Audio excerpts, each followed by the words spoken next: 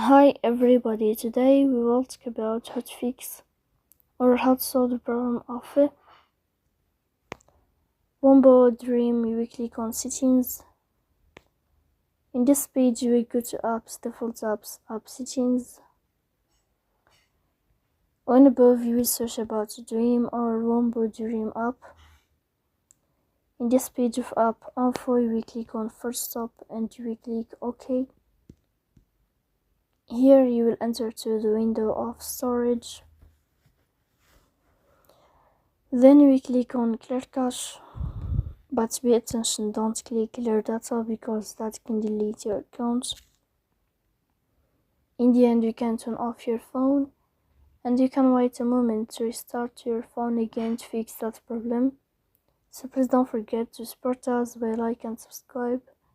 See you next time.